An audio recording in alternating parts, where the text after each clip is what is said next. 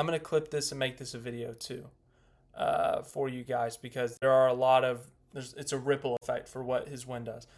So as you see, he wins once again an inaugural event on a road course that he wins. This is why Trackhouse signed him.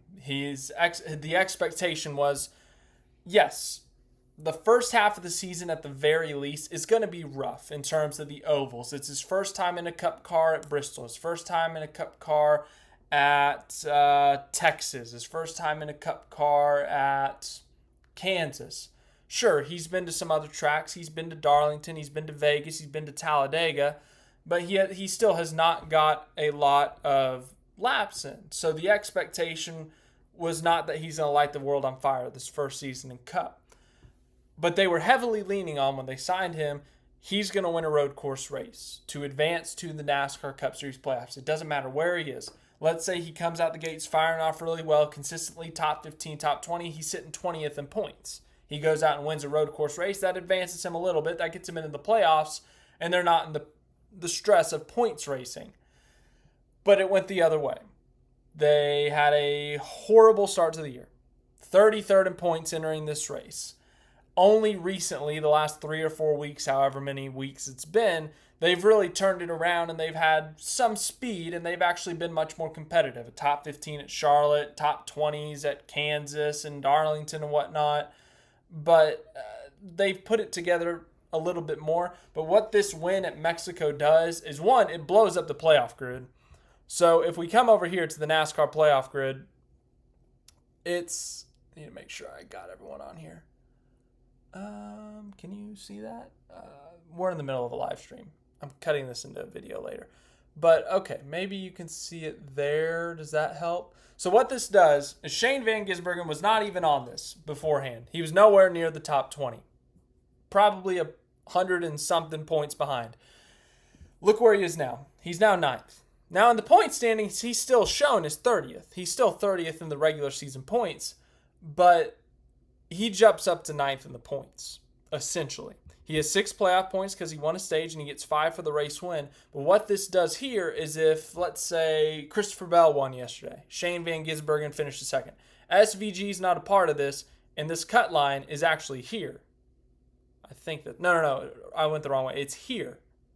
So Ryan Preece would be in. He'd be plus 24, whatever this number is. Michael McDowell would be the first one up, and Chris Buescher, he would have a much bigger gap. So while it impacts SVG in his season directly, it impacts Ryan Preece, Michael McDowell, AJ Allmendinger, Kyle Busch, but also those above the cut line, Chris Buescher, Alex Bowman, and then even further, if we get 5 more winners, we could see Chase Elliott out of this thing. Or 1, 2, 3, 4, 5. Okay, if we get 6 winners, we could see Chase Elliott out of this thing completely if he doesn't win a race. So it has massive ripple effects from that point of view, but in terms of his season directly, this kind of opens the playbook again a bit.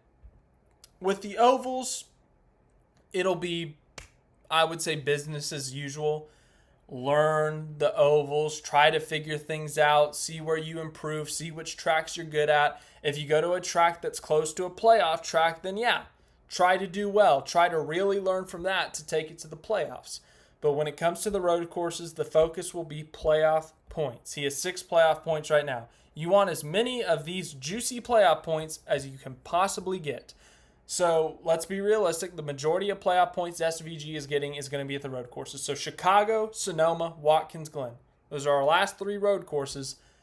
The focus there is going to be somehow, some way get playoff points, whether that's going for the race win or winning a stage. If a situation plays out, like let's say they have a poor qualifying effort at Chicago, they qualify 13th, they're running 5th, 6th by the end of the stage in the top 5 pit, they're going to stay out and take the stage win. You're going to try to get yourself a bonus point for the playoffs. So from that aspect of what it does to their season is they don't have to be over-aggressive for a win, but they now kind of have to be not over-aggressive, but they have to be aggressive for playoff points because they're not in the hunt for bonus points for finishing top 10 in the regular season. They're not quite mathematically eliminated, but they're almost there. So the objective of the rest of the season, they can take it easy. The whole objective of Shane Van Gisbergen at Trackhouse full-time was get him in the car. It doesn't matter how he does on the ovals. As long as he wins a road course, they're in the playoffs. It boosts the stock of the charter. It boosts the stock of Trackhouse. It boosts the stock of SVG.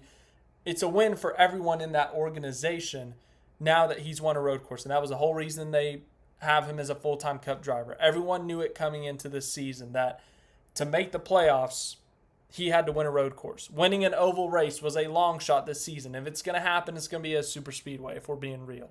Still a long shot, I would say. So the objective has been met. They have won a race. They're in the playoffs, but this shifts their season. This takes all the pressure off their back. So Chicago, Sonoma, Watkins Glen, they are not must-wins anymore because Shane Van Gisbergen has that win. Now, they're still going to go for the win and try to get those bonus playoff points, get a trophy, but if they're running 7th at the end of a stage, they're going to try to get that stage win rather than potentially going for the win or staying out for stage 2 track position, you know? So it changed the aspect of their season. It changes things. As I said, I would guess that the ovals will stay the same, but the road courses, maybe a little bit of a shift. But the pressure is off of Shane Van Gisbergen's back. He's in the playoffs officially. There's no more pressure to win a road course this season. He's done what he was signed to do. It's also big for his contract, I guess. I don't know what the actual terms are, but in terms of the 3 Trackhouse seats and 4 drivers. So we'll see. We'll see what ends up happening. But thought I would do that quick little spin up since we didn't have our normal SVG recap this week since we basically did it yesterday. But yeah, hey, it's there we go. It changes his season in a sense.